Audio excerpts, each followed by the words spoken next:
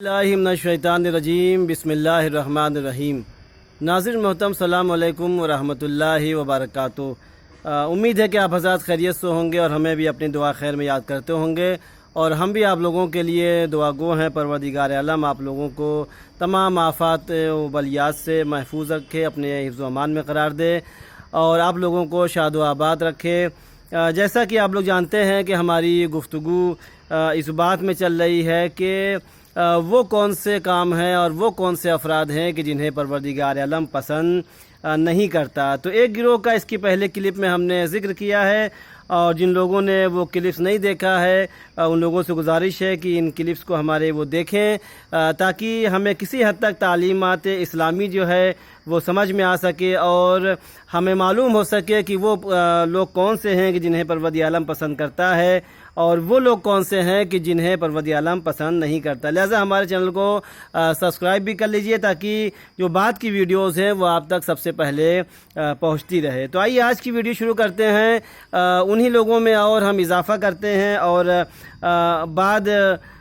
کہ وہ گروہ کی کون سے ہیں کہ جنہیں پروردگار عالم پسند نہیں کرتا۔ سورہ قصص کی آیت نمبر 76 ہے، 76 نمبر کی آیت ہے کہ جس میں پروردگار عالم ارشاد فرما رہا ہے کہ ان اللہ لا يحب الفریحین، یعنی پروردگار عالم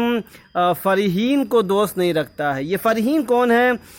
اگر تفسیر کی طرف ہم مراجعہ کریں تو ہمیں پتہ چلتا ہے کہ یہ آیت کریمہ قارون کے سلسلے میں نازل ہوئی تھی۔ اور دیکھیے، فرح کے معنی اگر ڈکشنری لحاظ سے دیکھا جائے، لغت کے لحاظ سے دیکھا جائے، تو فرح کے معنی خوشی کے ہیں، یعنی احساس سے خوشی اگر انسان کو ہو تو اسے فرح کہتا ہے، یعنی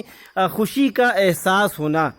لیکن یہاں مراد یہ نہیں ہے کہ انسان کے پروردگار عالم خوشی کا احساس کرنے والوں کو پسند نہیں کرتا، نہیں، یہ مراد نہیں ہے، بلکہ جیسا کہ میں نے عرض کیا کہ یہ آیت کریمہ قارون کے سلسلے میں نازل ہوئی ہے، اور اسی لیے کہا گیا کہ لا تفرح ان اللہ لا يحب الفرحین، یعنی تم خوش نہ ہو اس لیے کہ زیادہ خوش ہونے والے کو خداوند عالم پسند نہیں کرتا۔ تو کیا مطلب اس کا ہے کہ ہم خوش نہ ہوں، ہم اپنی خوشی کا احساس نہ کریں، ہم خوشی کا اپنے اظہار نہ کریں؟ تو نہیں، قطعاً ظاہر ہے کہ یہ مراد نہیں ہے۔ مراد یہاں یہ ہے کہ قارون کے بارے میں یہ آیت نازل ہوئی، اور قارون جانتے ہیں کہ وہ فرد تھا، وہ شخص تھا کہ جس نے بہت زیادہ مال و دولت کو جمع کیا تھا۔ تو جو قارون کے قوم والے تھے، جو اس مقام پر رہتے تھے، اس زمانے میں رہتے تھے، ان لوگوں نے قارون سے کہا کہ لا تفرح، تم اس بات کے اوپر خوش نہ ہو کہ تمہارے پاس بہت زیادہ مال ہے، بہت زیادہ دولت ہے، اس لیے کہ یہ مال و دولت ختم ہو جانے والا ہے۔ اور پھر قرآن مجید انہی کی ترجمانی کر رہا ہے۔ قرآن مجید کہہ رہا ہے کہ لا تفرح ان اللہ لا يحب الفرحین، اس لیے کہ اگر تم خوش ہو رہے ہو اس بات کے اوپر کہ اللہ نے تمہیں مال دیا ہے، دولت دیا ہے، اور اس پر تم غرور کر رہے ہو، تکبر کر رہے ہو، تو پھر یہ خوشی تمہاری اچھی نہیں ہے، زیادہ دن رہنے والی نہیں ہے۔ اس لیے کہ پروردگار عالم جو فرحین ہیں، جو مال و دولت پا کر غرور کا شکار ہو جاتے ہیں، مغرور ہو جاتے ہیں، تکبر کا شکار ہو جاتے ہیں، تکبر کرتے ہیں، انہیں پروردگار عالم پسند نہیں کرتا۔ اور جیسا کہ ہم نے تاریخ میں دیکھا کہ قارون جیسا شخص جس نے بہت زیادہ مال و دولت کو اکٹھا کیا، لیکن آج تاریخ کا ایک حصہ بن کر رہ گیا، اور جب بھی کوئی زیادہ مال و دولت اکٹھا کر لیتا ہے اور دنیا داری میں زیادہ وہ پھنسا رہتا ہے، اسی مبتلا رہتا ہے، اور اپنے مال و دولت کے اوپر فخر و مباحات کرتا ہے، تکبر سے کام لیتا ہے، غرور سے کام لیتا ہے، دوسروں کو اپنے مقابلے میں چھوٹا سمجھتا ہے، تو اس کی مثال قارون سے دی جاتی ہے کہ دیکھو، قارون نے اتنی زیادہ مال و دولت اکٹھا کی، لیکن اس کا مال و دولت اس کے کام نہ آیا، اور میں اپنے تمام ثروت، مال، دولت کے وہ زمین میں دھسا دیا گیا۔ لہذا کہا ہی جاتا ہے کہ تم زیادہ اس بات کے اوپر تکبر نہ کرو، تم زیادہ اس بات کے اوپر خوش نہ ہو جاؤ۔ تو عزیزان گرامی، ایک چیز جو ہمیں اس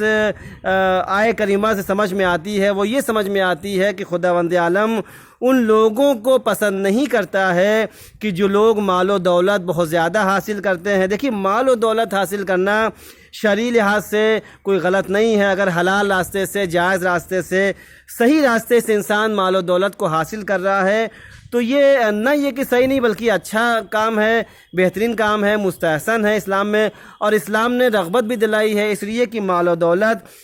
یہ کسی بھی سماج اور معاشرے کو، کسی بھی قوم کو آگے بڑھانے کے لیے ایک بہت ہی اہم چیز ہے اور بہت ہی ایک اہم رول ادا کرتا ہے یہ مال و دولت۔ لہذا منع نہیں کیا گیا بلکہ رغبت دلائی گئی ہے کہ انسان مال و دولت کو حاصل کرے، اور لوگوں کی ریڑھ کی ہڈی کہا گیا اس مال و دولت کو، اس لیے کہ اگر انسان کے پاس مال نہیں ہے، دولت نہیں ہے تو انسان چاہے کتنی ہی اچھی بات کہے لیکن شاید اس کی بات کو کوئی گوش نہیں دیتا ہے، اس کی بات کو کوئی سنتا نہیں ہے۔ لہذا اس لیے کہا گیا کہ تم مال و دولت کو حاصل کرو، صحیح راستے سے اگر حاصل کر رہے ہو تو یہ اچھا راستہ، یہ اچھی چیز ہے، یہ بہترین چیز ہے۔ مال و دولت کو حاصل کرنے کے لیے منع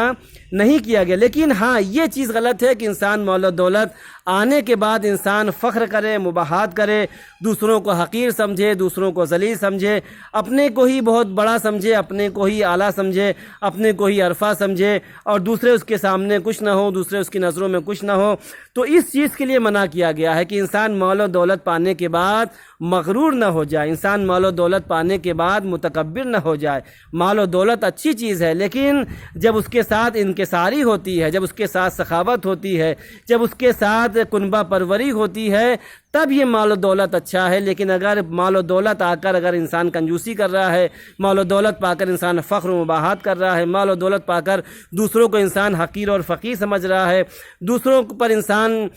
تکبر کر رہا ہے، غرور سے کام لے رہا ہے، تو پھر یہ مال و دولت اسلام کی نظر میں اچھی چیز نہیں ہے۔ اور خداوند عالم فرما رہا ہے کہ ان اللہ لا يحب الفرحین، کہ اللہ ایسے خوش ہونے والے کو کہ جو مال و دولت پا کر بہت زیادہ خوش ہو جاتے ہیں، متکبر ہو جاتے ہیں، غرور کا شکار ہو جاتے ہیں، انہیں پروردگار عالم پسند نہیں کرتا ہے۔ تو آج کی ویڈیو میں ہم نے جانا کہ وہ لوگ جو مال و دولت پا کر غرور اور تکبر کا شکار ہو جاتے ہیں ان لوگوں کو خداوند عالم قطعاً پسند نہیں کرتا ہے۔ لہذا خداوند عالم سے دعا کریے کہ اگر خداوند عالم نے آپ کو مال سے نوازا ہے، دولت سے نوازا ہے، تو کوشش یہ کی جائے کہ اس مال و دولت کو اللہ کی راہ میں صرف کیا جائے، ہمارے اندر تکبر نہ آنے پائے، اور اس مال و دولت کو جتنا ہو سکے انسان اللہ کی راہ میں خرچ کرے، اللہ کے بندوں پر خرچ کرے، اس لیے کہ یہی مال و دولت اس کی خوشبختی کا سبب بھی بن سکتا ہے اگر اس کو اچھی راہ میں خرچ کر رہا ہے، اور یہی مال و دولت اس کی بدبختی کا سبب بن سکتا ہے اگر اسے اللہ کی راہ میں نہ خرچ کر کے گناہ کے راستے میں، اس کی معصیت کے راستے میں خرچ کر رہا ہے اور انسان کنجوسی سے کام لے رہا ہے۔ تو مال و دولت اچھی چیز ہے جب اس کے ساتھ سخاوت ہو، اور اسلام نے اس کی طرف رغبت بھی دلائی ہے۔ خداوند عالم ہمیں توفیق دے کہ ہم مال و دولت حاصل کرنے کے ساتھ ساتھ اس مال و دولت کو اللہ کی راہ میں خرچ کر سکیں، تاکہ یہی مال و دولت ہماری دنیا کے لیے بھی ہو، کام آئے، اور ہماری آخرت کا بھی ساز و سامان اسی مال و دنیا کے ذریعے سے مہیا ہو سکے۔ آج کے لیے اتنا ہی، پھر اسی ٹاپک کو آگے بڑھاتے ہوئے آپ کی خدمت میں حاضر ہوں گے۔ تب تک اپنا خیال رکھیے اور مجھے اجازت دیجیے۔ خدا حافظ و ناصر۔